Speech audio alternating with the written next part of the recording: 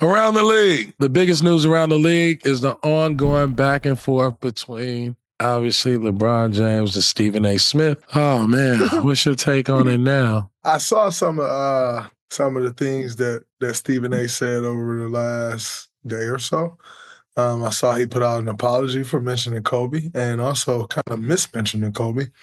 He issued an apology for that. I don't know, man. I don't really have many takes on it. Like, it kind of is what it is. I'm kind of sick of seeing it. I was a little baffled by Stephen A. saying that he would have swung on Bron after he just kind of questioned me, saying, when you talk like that where I'm from, you get hands put on you. And he kind of did this whole thing of like trying to use my basketball career and things that have happened on the basketball court, because I'm actually really good at basketball and made it to the NBA, that he wants to try to use that to try to use it against me for my next career. I saw him doing that. And then to come out and do the very thing that you kind of tried to use against me, I thought was a little petty. Not only petty, but like snarky, but contradictory to what you just did. You know what I'm saying? Like, yo, you've had moments before you need to not say nothing about hands, but then, you start talking about swinging on someone. You know what I'm saying? So I thought Bron's post was hilarious. Yeah. Conflicted and contradicting views on what you really trying to say. But I just remember the days when like media used to talk basketball. It's so all over the place now. Here, I got the solution. After the season, we build a boxing ring back here at Slick Studios. Whoever in the media want to catch fade, put on some gloves. Then we'll have then we'll have the main event, LeBron versus Stephen A. And we won't even do real boxing gloves. We'll get the big old boxing gloves. 18-ounce boxing gloves. 18, yeah. Let them swing. Let them get their frustration out. Draymond Green versus Jason Whitlock. Why am I against Jason Whitlock? I don't know that dude. Or Stephen A. Or Kendrick Perkins versus LeBron. Oh, Kendrick Perkins versus KD. That'll be hard.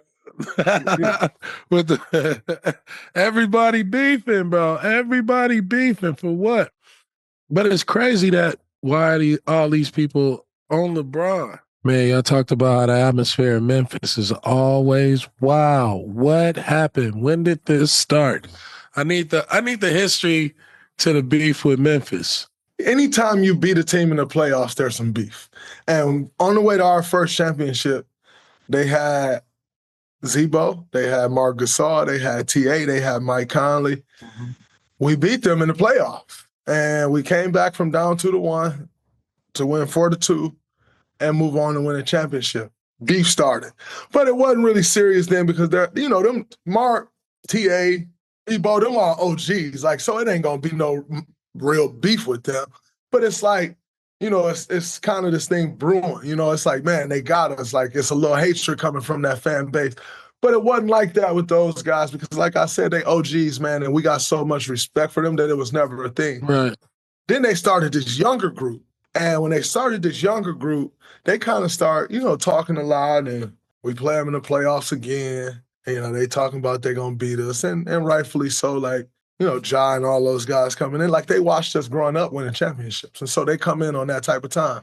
Mm-hmm. I get it. Again, I came in on that type of time, so I rock with it. They came in the playoffs on villain time. They was really on some upset. They wanted to upset y'all. I think they were the higher seed that year, right? They were the higher seed that year. And, we went in, we took care of business, and so that's kind of where it really took off, and then the one game they played, whoop that trick, we dancing to it, they beating our ass, we still dancing and whoop that trick. And so it's just kind of been things that elevated it more and more as these years have gone on, that beef. I don't call it a real beef because at the end of the day, in order for it to be a real beef, it's going to require two teams to win. We beat them in the playoffs. Sometimes they ain't beat us. So until that happens, it's like, it's always going to be competitive. There's always going to be a little bad blood. But until you win in the playoffs, it means nothing. Regular season beef. That part. Like, y'all win the playoffs. That's just what it is. Speaking of Memphis, I saw earlier, a few days ago, Desmond Bane shoves Santi Aldama, his teammate, off his feet and into the bench, on the bench during a timeout. Have you had a moment like that with a teammate? Nah, man. Like, not in public. You know, I had some moments with some teammates my rookie year. I didn't pass one of my teammates the ball.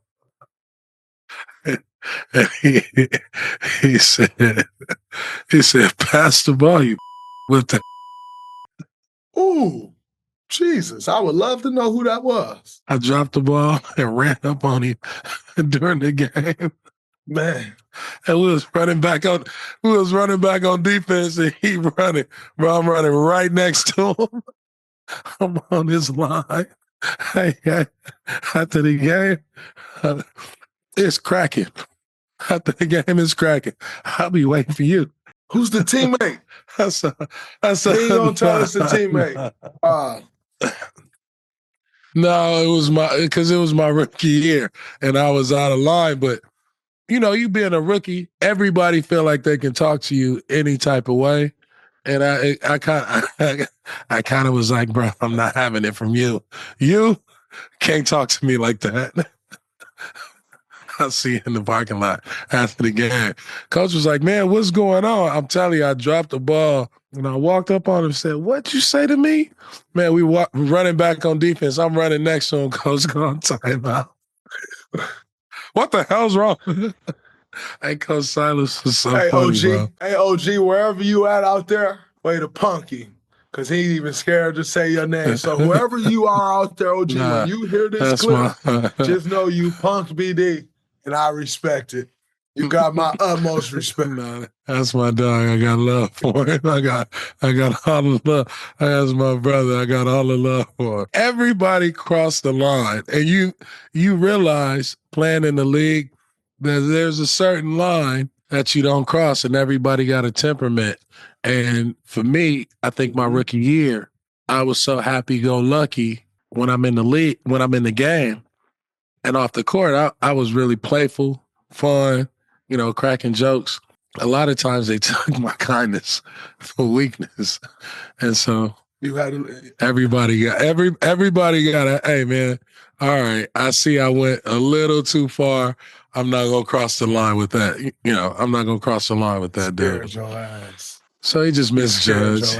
He didn't scare. No, he ain't scared nothing. I was in that parking lot, bro, for like an hour and a half sitting there waiting.